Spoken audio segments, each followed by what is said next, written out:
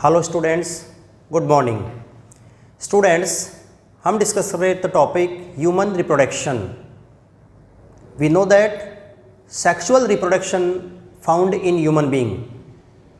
Sexual reproduction include following events like reproductive systems of parents, gametogenesis, fertilization and embryonic development।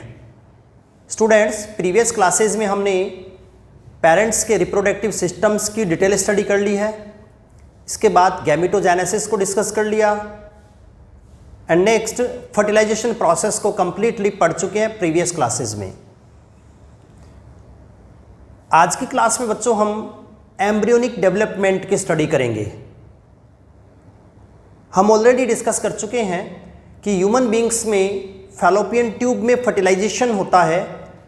Fertilisation के resultant एक single cell zygote का formation होता है। Zygote का formation with in the fallopian tube होता है और उसी जाइगोट से एम्ब्रियो का फॉर्मेशन होगा। तो बच्चों, एम्ब्रियो का जो फॉर्मेशन है उस ओवरऑल प्रोसेस को हम नेम देते हैं एम्ब्रियोनिक डेवलपमेंट। तो आज की क्लास का हमारा जो टॉपिक है इंपॉर्टेंट, वो है ह्यूमन रिप्रोडक्शन का embryonic development. Student, embryonic development with in the fallopian tube start हो जाता है। तो embryonic development starts within the fallopian tube। Fallopian tube में से ही एम्ब्रियोनिक डेवलपमेंट स्टार्ट हो जाता है, बिकॉज फैलोपियन ट्यूब में ही फर्टिलाइजेशन होता है। तो जहां पर फर्टिलाइजेशन प्रोसेस कंप्लीट होता है वहीं से एम्ब्रियोनिक डेवलपमेंट स्टार्ट हो जाता है। Embryonic development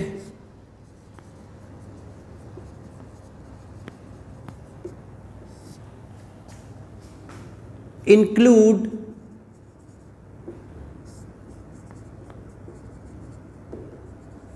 following events। Embryonic development में जो इवेंट्स हम इंक्लूड करते हैं वो कौन कौन से student? First event is cleavage, next event is blastulation,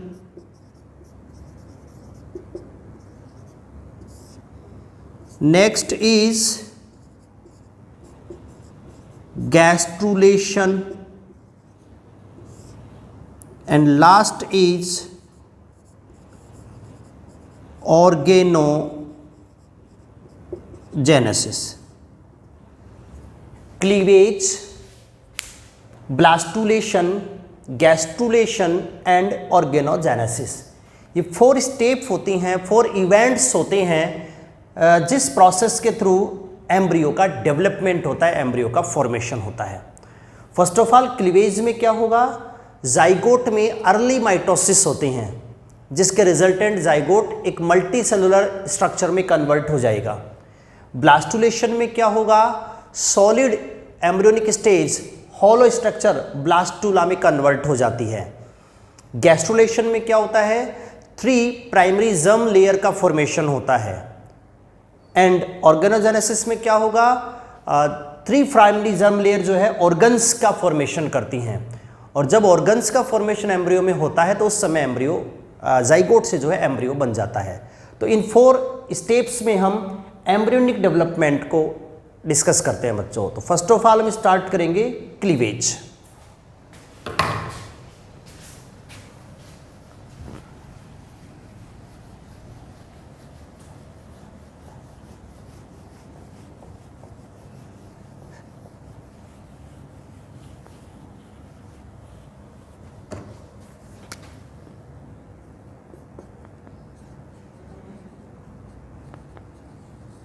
cleavage, cleavage क्या होते हैं बच्चों? Cleavage are the series of rapid mitotic division.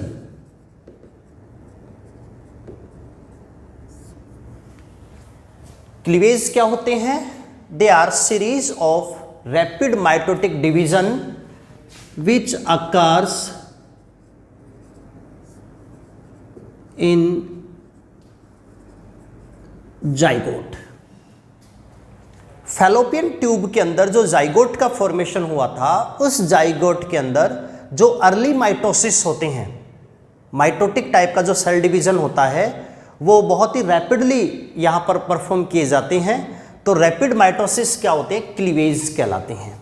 और क्लीवेज के रिजल्टेंट जो न्यू सेल्स बनती हैं, उन सेल्स को हम नेम देते हैं blastomere.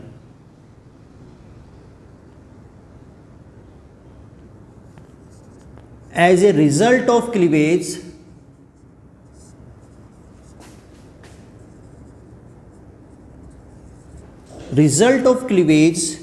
new cells are formed. Result of cleavage, new cells are formed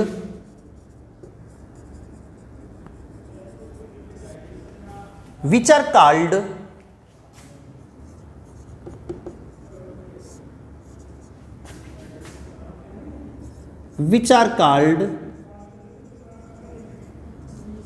blastomere.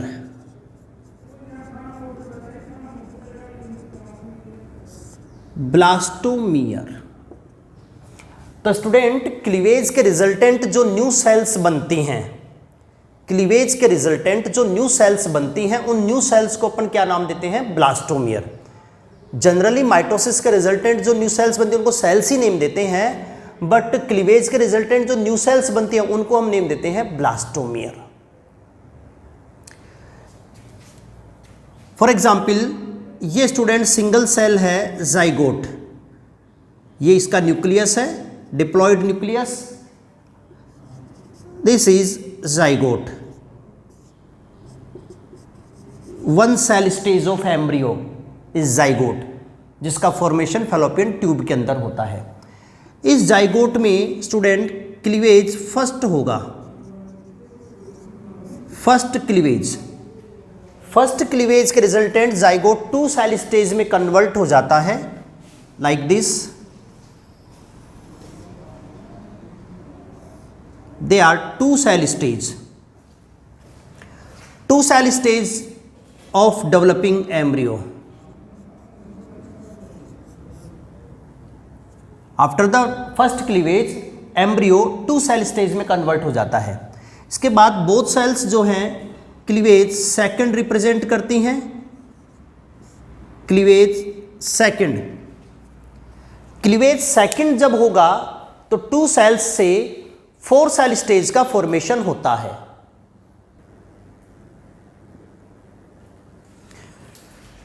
तो सेकंड क्लीवेज के रिजल्टेंट जो है डेवलपिंग एम्ब्रियो 4 सेल स्टेज में कन्वर्ट हो जाता है। Both cells mitotically divide and produce 4 cell stage.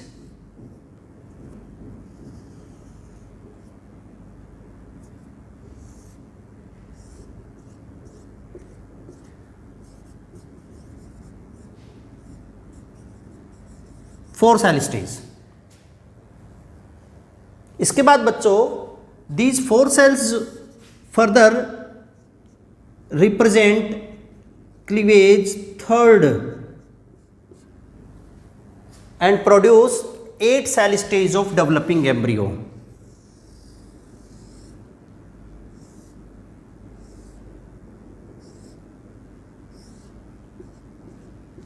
This is the 8 cell stage of developing embryo.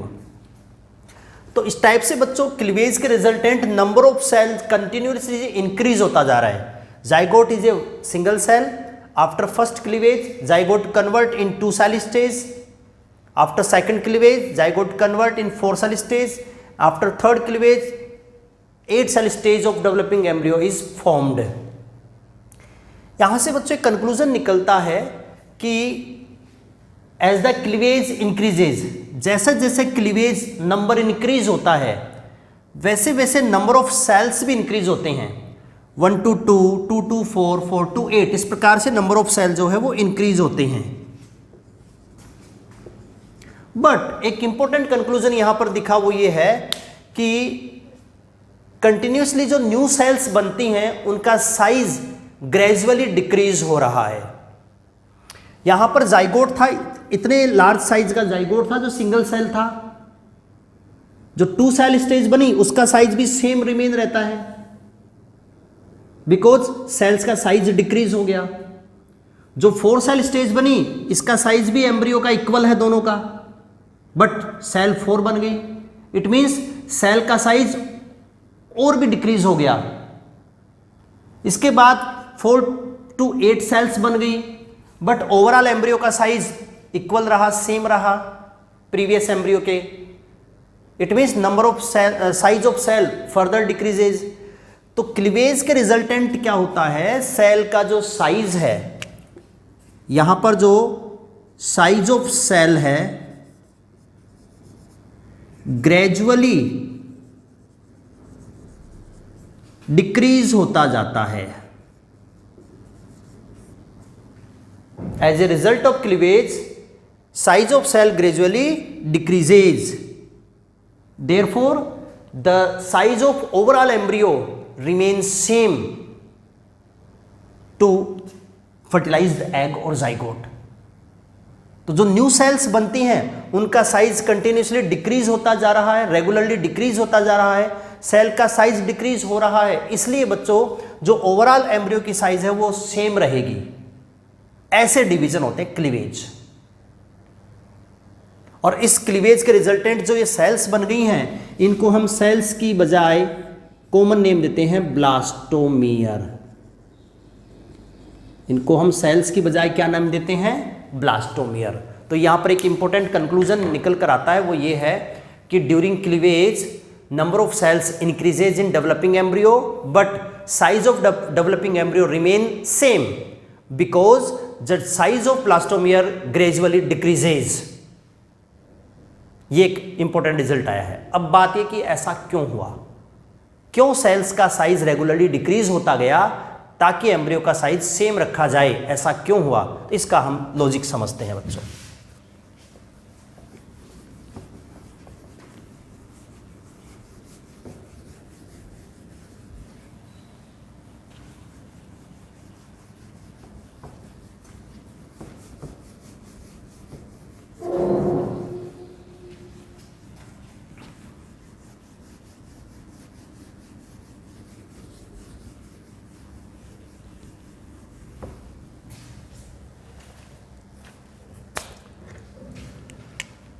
Student, cleavage क्या होते हैं, they are mitotic cell division. Cleavage are mitotic cell division. Student, mitosis क्या होता है, कोई भी पेरेंट सेल जिसमें number of chromosome 2n होते हैं, ये पेरेंट सेल है। जब ये पेरेंट सेल डिवाइड होकर 2 डॉटर सेल का फॉर्मेशन करती है, तो अगर प्रोड्यूस्ड डॉटर सेल में number of chromosome parent cell के इक्वल रहते हैं, they are daughter cell.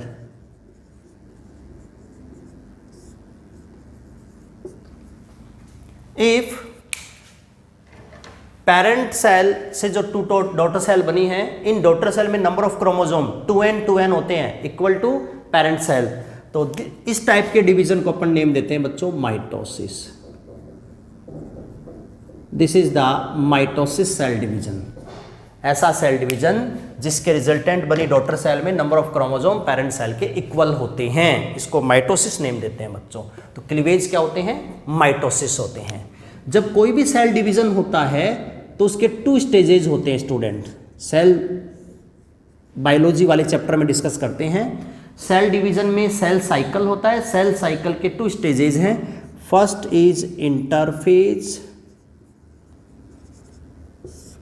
And second is division phase. First is interphase, second is division phase. Interphase में सेल डिवीजन की प्रिपरेशन करती है, इट मीन्स ये preparation phase होती है, this is the preparation phase. और डिवीजन फेज को हम कॉमनली एम फेज नेम देते हैं, जिसमें सेल डिवाइड होती है। प्रिपरेशन फेज ये लॉन्ग ड्यूरेशन का होता है, लॉन्ग ड्यूरेशन का फेज है जिसमें सेल डिवीजन का प्रिपरेशन करती है। इसकी 3 सब स्टेजेज हैं, G1 stage, S stage and G2 stage. G1 and G2 stages में प्रोटीन एंड आरएनए का सिंथेसिस होता है, बट S फेज में डीएनए का रेप्लिकेशन होता है एंड हिस्टोन प्रोटीन का सिंथेसिस होता है। डीएनए का रेप्लिकेशन मतलब डीएनए का duplication and synthesis of histone protein takes place in S phase. बच्चों, क्लीवेज का जो इंटरफेज है वो एक्सेप्शनली शॉर्ट ड्यूरेशन का होता है, शॉर्ट ड्यूरेशन। जनरली क्लीवेज कैसा होता है? लॉन्ग ड्यूरेशन का। अगर नॉर्मल सेल डिवीजन की अपन बात करें तो क्लीवेज होता है लॉन्ग ड्यूरेशन का, बट अगर क्लीवेज डिवीजन हो रहे हैं तो इसके लिए इंटरफेज शॉर्ट ड्यूरेशन का होता है। और cleavage, during cleavage only S phase is present in which duplication of DNA takes place, histone protein synthesis also takes place. तो क्लीवेज का इंटरफेज शॉर्ट ड्यूरेशन का होता है, जहां पर नंबर ऑफ क्रोमोसोम डबल करने के लिए डीएनए डुप्लीकेशन होता है और साथ में हिस्टोन प्रोटीन का सिंथेसिस होता है। ये 2 फिनोमिनाज यहां पर होते हैं एस फेज वाली। तो इसका ड्यूरेशन डिक्रीज हो जाता है इंटरफेज का, इसलिए रैपिड माइटोसिस होते हैं और उन्हीं को हम नेम देते हैं क्लीवेज। क्लीवेज होते हैं बच्चों rapid mitosis occur in zygote are called cleavage. और रैपिडली क्यों होते हैं? क्योंकि इनका इंटरफेज शॉर्ट ड्यूरेशन का होता है, इसलिए बच्चों ये रैपिड फास्ट डिवीजन है, फास्ट सेल डिवीजन है। तो क्लीवेज माइटोटिक सेल डिवीजन है, रैपिड सेल डिवीजन है, बिकॉज इसका जो इंटरफेज होता है वो शॉर्ट ड्यूरेशन का होता है। अब ऐसा क्यों हुआ बच्चों? इसका मेन रीजन है KI। एक टर्म में मेंशन कर रहा हूं बच्चों, KI। KI is equal to VN upon VC minus VN। ये एक फॉर्मूला मैंने नोट किया है KI का। फुल फॉर्म हम लिखें KI क्या होता है? KI is equal to karyoplasmic index. Vn is equal to volume of nucleus,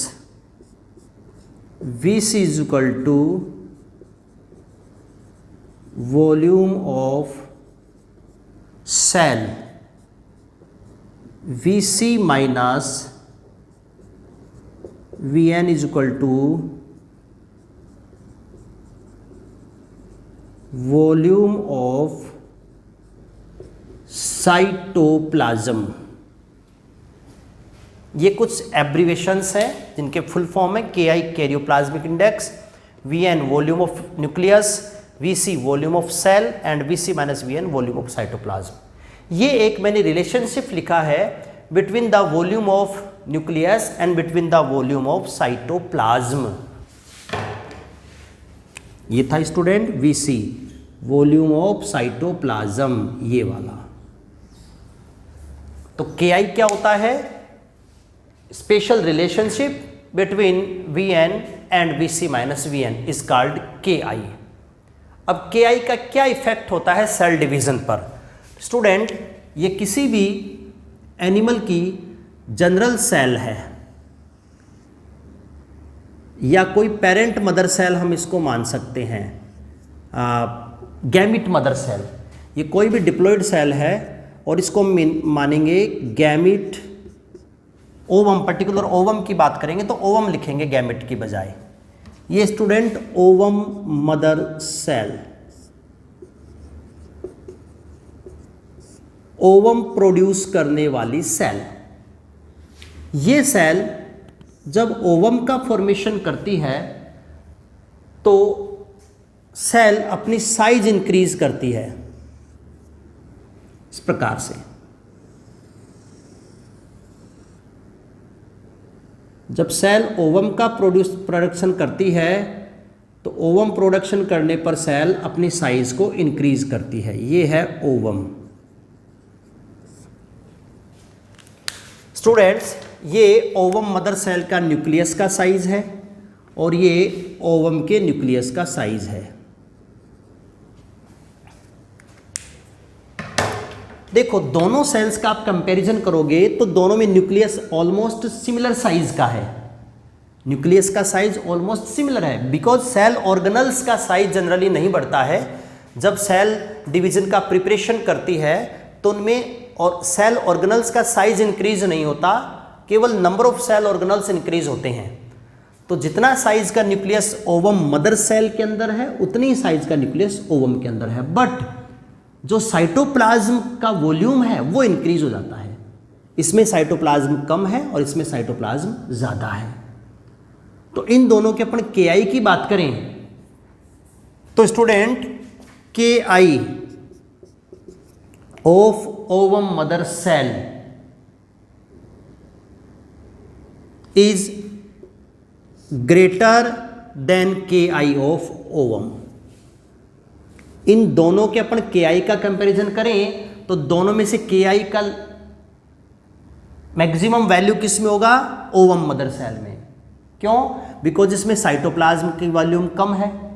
अरे साइटोप्लाज्म के इनवर्सनेट प्रोपोर्शनल टू होता है KI। अगर साइटोप्लाज्म की वैल्यू कम है तो KI की वैल्यू ज़्यादा होगी, अगर साइटोप्लाज्म की वैल्यू अधिक है तो KI की वैल्यू कम होगी। क्लियर है बच्चों? ये सिंपल फॉर्मूला मैंने पहले इसीलिए नोट किया है ताकि आप KI को प्रॉपर्ली समझ सकें। तो इन दोनों के अपन KI का कंपैरिजन करेंगे तो इसमें साइटोप्लाज्म इसके कंपैरिजन में कम है तो इसका KI क्या होगा? ज़्यादा होगा। और इसमें साइटोप्लाज्म कंपैरेटिवली ज़्यादा है तो इसका KI क्या होगा स्टूडेंट? कम होगा। इट मीन्स जैसे जैसे किसी सेल का साइज इंक्रीज होता है वैसे वैसे उसका जो KI है वो डिक्रीज होता जाता है। सेल साइज इंक्रीज होने पर KI की वैल्यू क्या होती जाती है? डिक्रीज होती जाती है। सेल साइज इंक्रीज होने पर KI की वैल्यू डिक्रीज। इसका मीनिंग क्या है? इसका मीनिंग ये है कि सेल इतना बड़ा हो गया है कि अब ये न्यूक्लियस इसके फंक्शंस को रेगुलेट नहीं कर पाएगा। KI इतना डिक्रीज हो गया है, सेल का साइज इतना इंक्रीज हो गया है कि ये न्यूक्लियस अब इसके बॉडी फंक्शंस को कंट्रोल नहीं कर पाएगा। तो उस कंट्रोल को वापस गेन करने के लिए, पूरी सेल के मेटाबॉलिज्म को फर्दर कंट्रोल करने के लिए न्यूक्लियस इस टाइप का डिवीजन करेगा कि सेल का साइज डिक्रीज हो जाए और KI इंक्रीज हो जाए। तो ये जो ओवम है इसका फर्टिलाइजेशन होगा और फर्टिलाइजेशन के बाद ये क्या रिप्रेजेंट करेगा? ये क्लीवेज रिप्रेजेंट करेगा। और क्लीवेज क्या करता है बच्चों? सेल का साइज डिक्रीज कर देता है। क्यों? क्योंकि क्लीवेज का इंटरफेज शॉर्ट ड्यूरेशन का होता है, वहां पर प्रोटीन सिंथेसिस नहीं होता। तो जो सेल का साइज है उसी साइज में 2 डॉटर सेल बन जाएंगी। इट मीन्स यहां जो सेल थी सिंगल, इसी साइज में 2 हाफ साइज की डॉटर सेल बन जाएंगी लाइक दिस। ये इनका न्यूक्लियस, ये हुआ फर्स्ट क्लीवेज।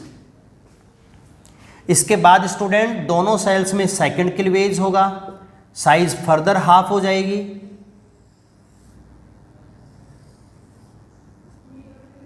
ये न्यूक्लियस फर्दर साइज हाफ हो गई। तो ऐसा कब तक होगा? सेल का साइज कब तक डिक्रीज होगा? जब तक कि इस सेल का साइज अपने पेरेंट सेल के इक्वल नहीं हो जाए। या इन दूसरे वर्ड्स में अपन क्या कह सकते हैं कि जब तक इसका KI इनके KI के इक्वल नहीं हो जाता, सॉरी, जब इनका KI इंक्रीज होकर इस के आई के इक्वल नहीं हो जाता, क्योंकि इसका के आई डिक्रीज था, कम था, लेस था इसके कंपैरिजन में। अरे साइज इंक्रीज हुआ, के आई डिक्रीज हुआ।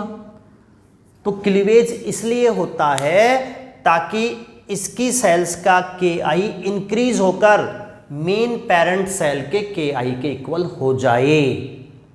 और जब K I daughter cell and parent cell का के आई इक्वल हो जाएगा, उसके बाद क्लीवेज डिवीजन जो है स्टॉप हो जाते हैं और नॉर्मल सेल डिवीजन स्टार्ट हो जाते हैं। तो ये बच्चों क्लीवेज था। मैं वापस एक बार रिपीट कर देता हूं, क्लीवेज का जो समरी है, क्या होते हैं क्लीवेज? क्लीवेज होते हैं ए टाइप ऑफ माइटोसिस और mitotic cell division are called cleavage. Cleavage mitosis होते हैं, बट कुछ डिफरेंट टाइप के माइटोसिस होते हैं। क्लीवेज के रिजल्टेंट जो न्यू सेल्स बनते हैं उनका नेम ब्लास्टोमियर है, और ब्लास्टोमियर का साइज ग्रेजुअली डिक्रीज होता जाता है ताकि उनका के आई इंक्रीज करके पेरेंट सेल के इक्वल कर दिया जाए। जब ब्लास्टोमियर का के आई इंक्रीज होकर पेरेंट सेल के इक्वल हो जाएगा, उसके बाद क्लीवेज डिवीजन स्टॉप हो जाते हैं and normal cell division start हो जाते हैं। जब तक क्लीवेज डिवीजन होते हैं तब तक एम्ब्रियो की साइज ग्रो नहीं होती है। और ऐसा कब तक होता है? एम्ब्रियोनिक डेवलपमेंट की गैस्ट्रूला स्टेज तक क्लीवेज डिवीजन होते हैं। After gastrulation normal cell division start हो जाते हैं, जिसके बाद एम्ब्रियो में साइज इंक्रीज होने लगती है। तो ये क्लीवेज डिवीजन होते हैं जिसका रिलेशनशिप जो है के आई से है। के आई है karyoplasmic index, ratio between volume of nucleus and volume of cytoplasm. तो सेल का साइज इंक्रीज होने पर के आई डिक्रीज हो जाता है। के आई डिक्रीज होने का मीनिंग ये है कि न्यूक्लियस उस सेल के फंक्शंस को प्रॉपर्ली रेगुलेट नहीं कर पा रहा। तो न्यूक्लियस का वापस सेल पर रेगुलेशन करने के लिए न्यूक्लियस इस टाइप का डिवीजन करेगा कि सेल का साइज छोटा हो जाए और न्यूक्लियस का कंट्रोल फर्दर जो है एस्टैब्लिश हो जाए सेल के ऊपर। तो ये होते हैं स्टूडेंट क्लीवेज, जिसके रिजल्टेंट ब्लास्टोमियर का फॉर्मेशन होता है। हम बात करते हैं ह्यूमन बींग्स में कि ह्यूमन बींग्स में जब क्लीवेज होता है तो फर्स्ट क्लीवेज के रिजल्टेंट 2 सेल बनती हैं, first large and second small. इसके बाद सेकंड क्लीवेज लार्ज सेल में होगा। लार्ज सेल पहले डिवाइड होकर 3 सेल स्टेज बनाती है, उसके बाद क्लीवेज रैंडमली होते रहते हैं, इर्रेगुलर होते रहते हैं। और क्लीवेज के रिजल्टेंट जो जाइगोट है, जैसे ये स्टूडेंट सिंगल सेल है, डिप्लॉयड सेल, जिसको हमने नाम दिया था जाइगोट। जब ये जाइगोट बहुत सारे क्लीवेज रिप्रेजेंट कर देता है तो क्लीवेज के रिजल्टेंट जाइगोट एक सॉलिड मलबेरी शेप्ड स्ट्रक्चर में कन्वर्ट हो जाता है।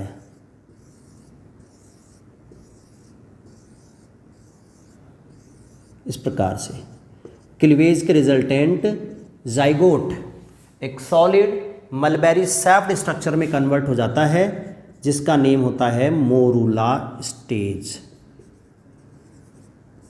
Morula stage.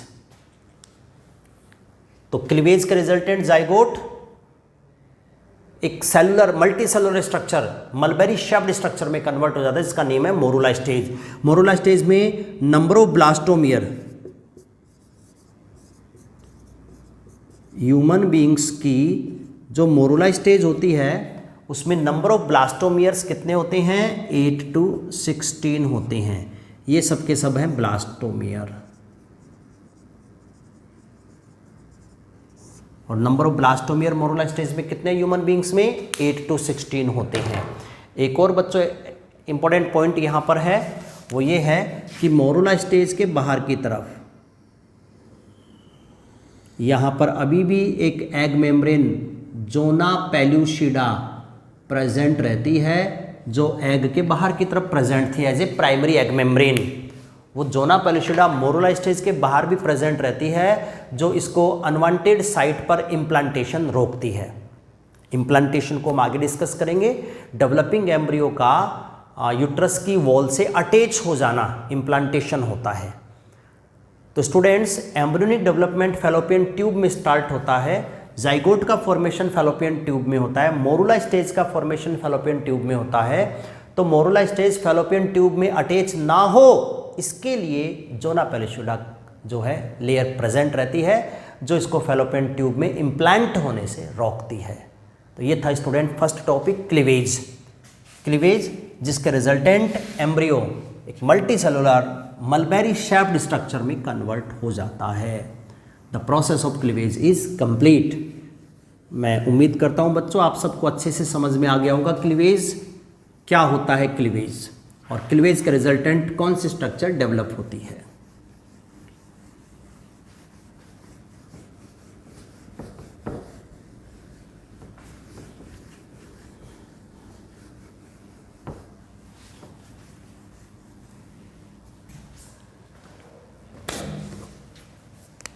Second point of embryonic development is blastulation.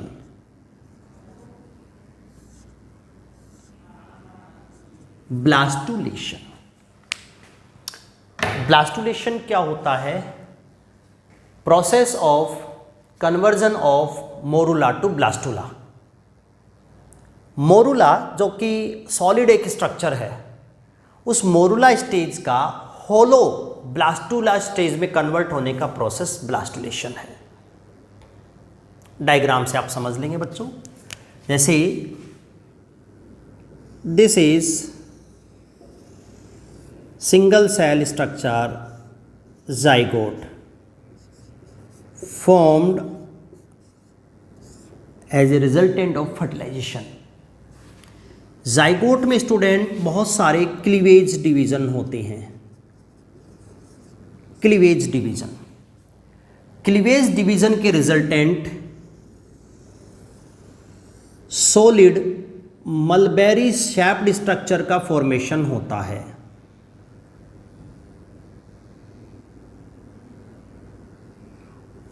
इस प्रकार से ये सॉलिड मलबेरी शेप्ड स्ट्रक्चर को हम नेम देते हैं मोरुला स्टेज। अभी हमने डिस्कस किया था इसी लेक्चर में।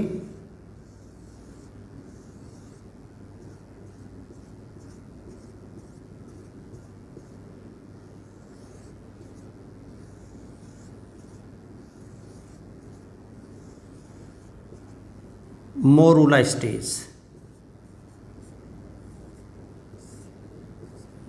and the process of formation of morula stage is also called morulation.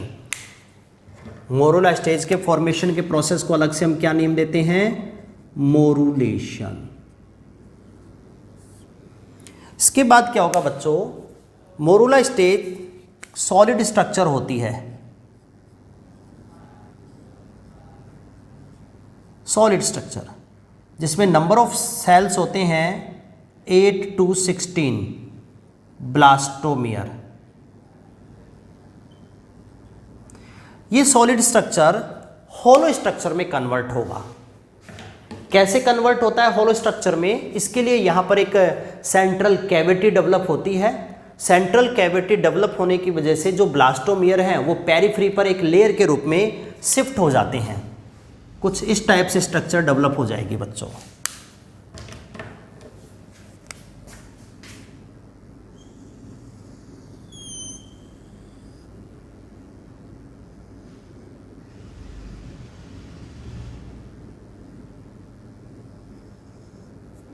इस टाइप से स्ट्रक्चर डेवलप होगी। जो ब्लास्टोमियर सेल्स अभी हमने बात करी है, जो क्लीवेज के रिजल्टेंट जो बनती हैं, वो blastomere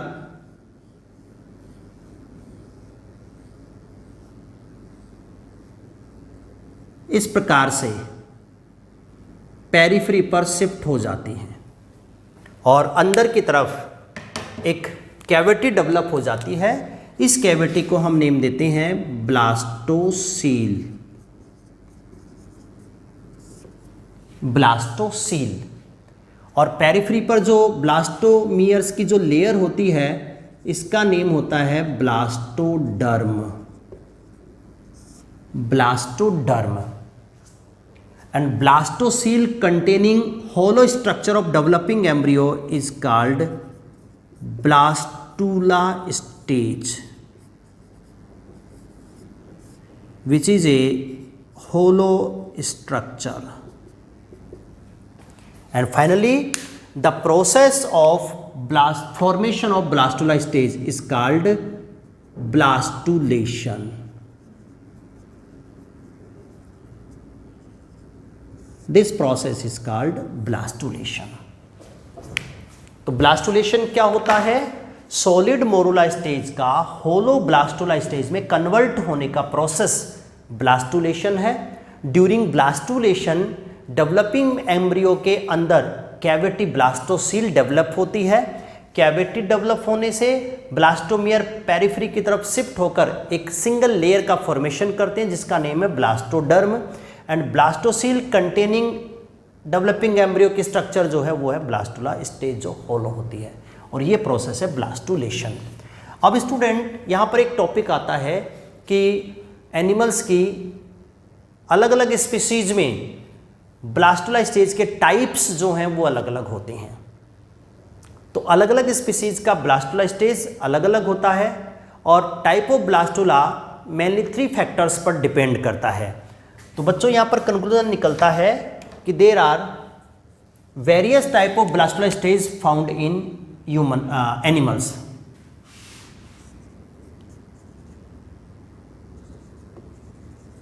various type of blastula stages found in various species.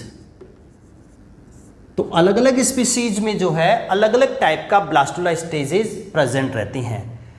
Types of blastula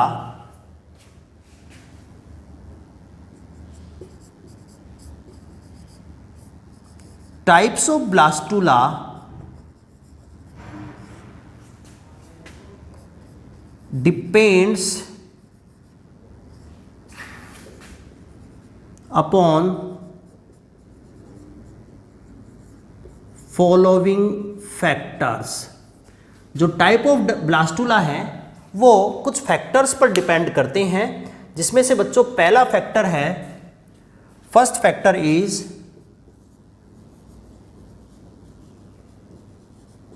amount of yolk which is present in egg. जो एग होता है जिससे जाइगोट का फॉर्मेशन होता है, उस एग के अंदर कितना योक डिपॉजिटेड है. योक क्या होता है? oogenesis में हमने पढ़ा था कि डेवलपिंग एम्ब्रियो में during their growth phase, developing embryo में ग्रोथ फेज के समय एग के अंदर योक का डिपोजिशन होता है, और वो योक डेवलपिंग एम्ब्रियो को न्यूट्रिशन प्रोवाइड करता है. तो उस योक का अमाउंट कितना है? लेसर अमाउंट है, ग्रेटर अमाउंट है, मॉडरेट अमाउंट है, कैसा अमाउंट है? इस अमाउंट के बेसिस पर भी डिपेंड करता है type of blastula. Second factor is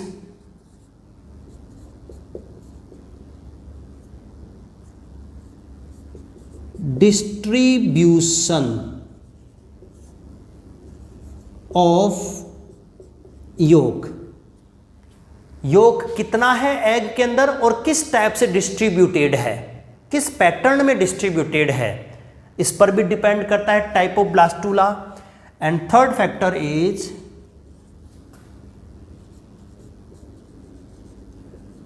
types of cleavage. Types of cleavage, किस टाइप का क्लीवेज एग के अंदर हुआ है. तो क्लीवेज किस टाइप का वो हुआ है, इस पर भी डिपेंड करता है ब्लास्टुला स्टेज. तो अलग अलग एनिमल स्पीसीज का ब्लास्टुला स्टेज अलग अलग होता है. Type of blastula is depends upon the amount of yolk present in egg, also depends on the distribution of yolk and also depends on the types of cleavage. इन 3 बातों पर depend करता है कि blastula stage किस type का होगा. हम बात करेंगे ओनली ह्यूमन बींग्स का, और ह्यूमन बींग्स का जो ब्लास्टुला स्टेज है स्टूडेंट, उसका नेम है blastocyst. Blastocyst. Blastocyst is a type of blastula stage in human beings. तो ये स्टूडेंट टॉपिक था अपना ब्लास्टुलेशन। हम बात कर रहे हैं ह्यूमन रिप्रोडक्शन में embryonic development. Embryonic development fallopian tube में स्टार्ट होता है, जिसका फर्स्ट इवेंट है cleavage. Cleavage mitotic cell division होते हैं, जिसके resultant single celled zygote multicellular morula stage में कन्वर्ट हो जाता है। Second is blastula stage. During blastulation developing embryo के अंदर एक कैविटी डेवलप होती है, blastocoels. Blastocoel cavity containing stages of embryo is called blastula stage. अलग अलग स्पीसीज की ब्लास्टुला स्टेज अलग अलग होती हैं। ह्यूमन बींग्स की ब्लास्टुला स्टेज का नेम है ब्लास्टोसिस्ट। तो स्टूडेंट नेक्स्ट क्लास में हम ब्लास्टोसिस्ट के स्ट्रक्चर डिस्कस करेंगे। थैंक यू बच्चों।